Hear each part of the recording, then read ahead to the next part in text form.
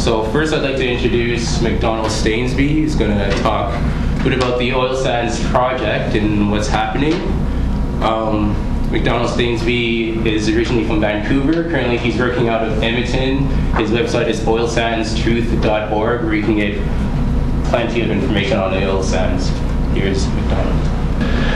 This summer in June, myself, Drew, and his partner Maya, who's also the forerunner of the misguided.org website, went up to Fort McMurray, followed by Fort Mackay and Fort Chipewyan. Fort Mackay is a primarily Cree community. Fort Chipewyan is a primarily Cree, also Chipewyan-Dene community, some 200 kilometers downstream from the major tar sands plants.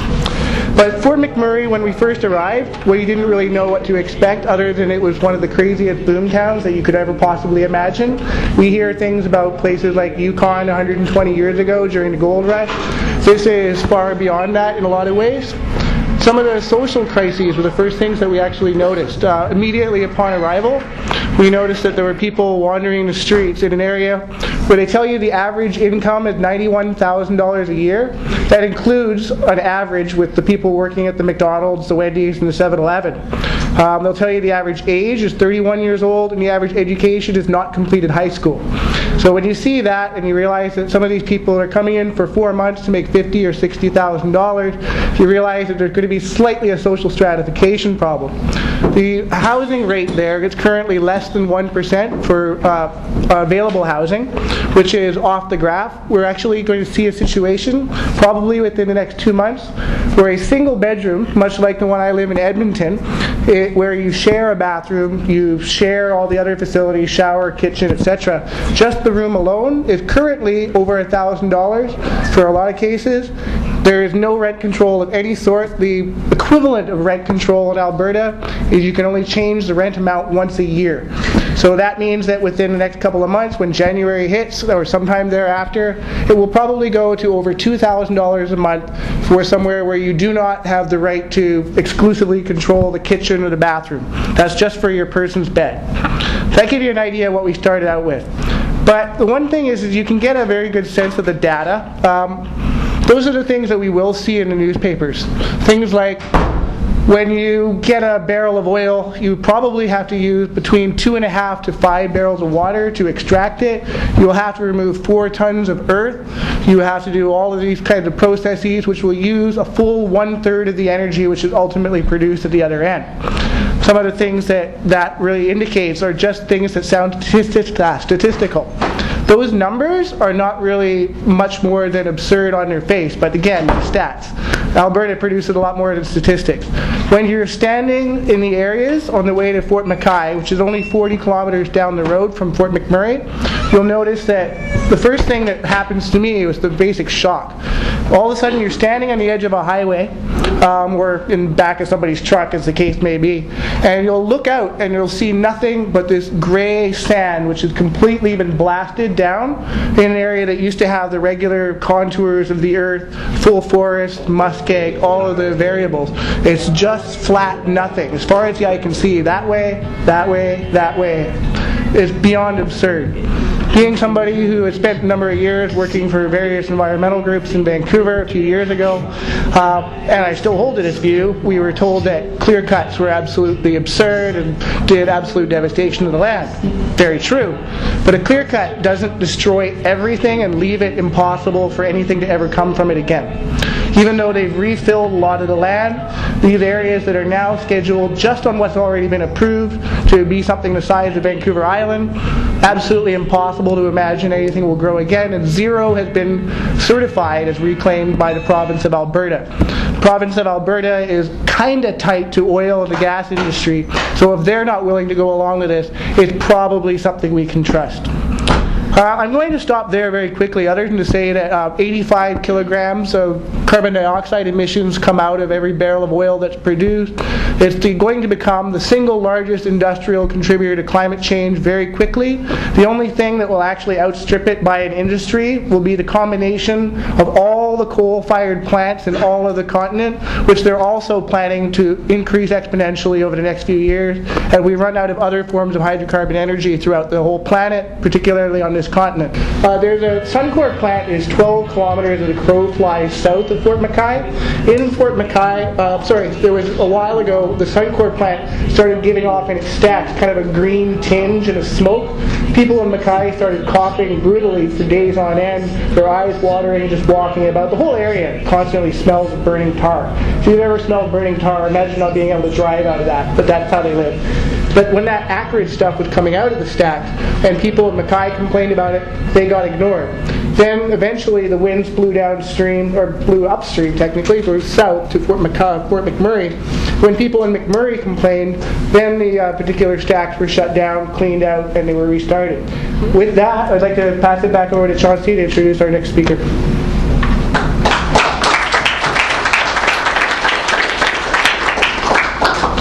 So I'd like to introduce Peter. He's an environmental activist. He's been working out north with the Decho, and he's going to give us a little bit more of an even more critical look at the tar sands, what's going on now.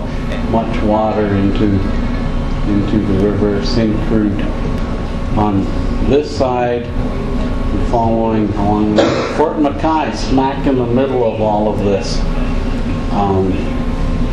Moving up to Albion sands and some of the projects that are under development. Jack Pine, which is just starting up as of last year from this satellite image. Curl, which is a project recently approved by Imperial, and we'll see what the actual size of these projects is as we move forward. Over here is Horizon, Canadian Natural Resources. A number of guest workers from China recently died there when a structure collapsed on them. This place has its own airport where people fly in directly from the Maritimes and so forth. Along here on the edges you see some of this what's called in situ. This is the surface extraction where this is shelled over, where they're pumping steam into the ground, where the bitumen underneath is too deep to mine, and they're extracting it that way. We're back at the giant tailings ponds of Syncrude coming in this way. And gradually back to the town of Fort McMurray at the southern end of it all.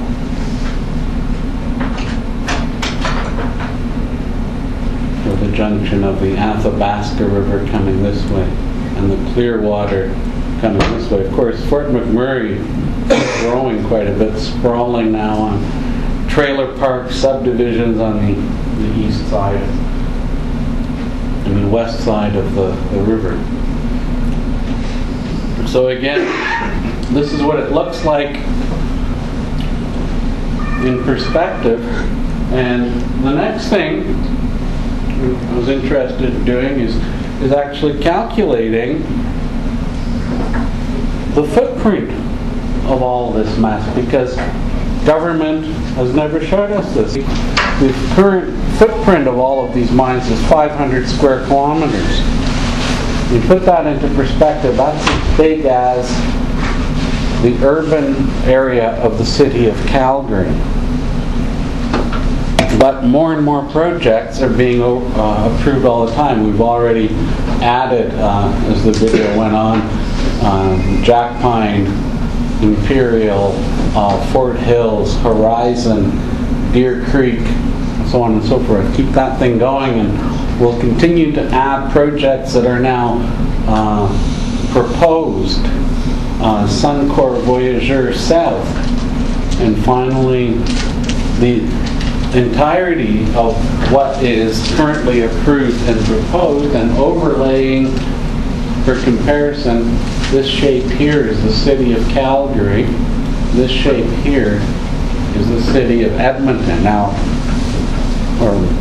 imagine if you've ever been to these places, how long it takes to drive from one end of Calgary to another, or one end of Edmonton or another, and the size of these projects. The projects that are currently proposed or approved are 3 times the size of the footprint of the city of Calgary. It's 1,500 square kilometers, which is why a moratorium is not enough. Anybody who tells you there should be a moratorium on the tar sands, i.e. no more projects approved, is basically telling you they support this 1,500 square kilometers of open pit mines.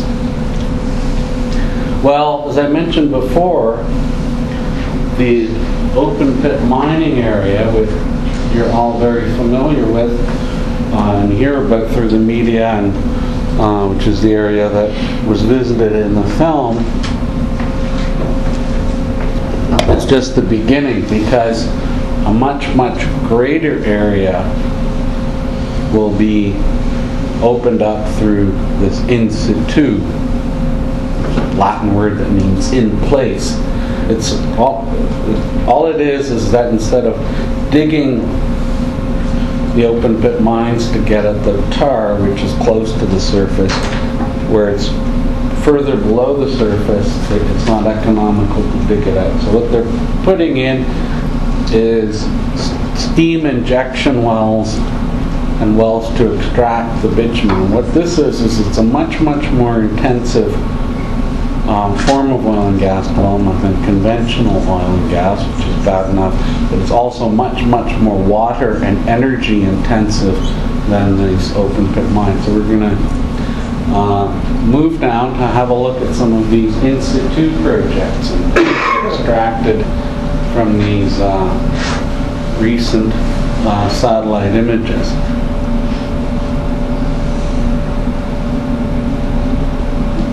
Button. There we go. So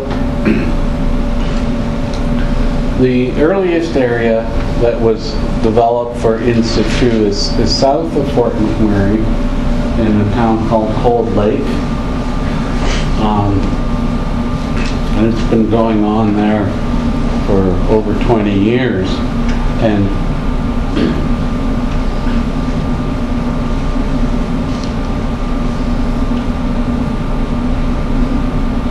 Cold Lake's right on the Saskatchewan border, also known for its air weapons range and military base. You can sort of see the footprint here, and that's what it looks like.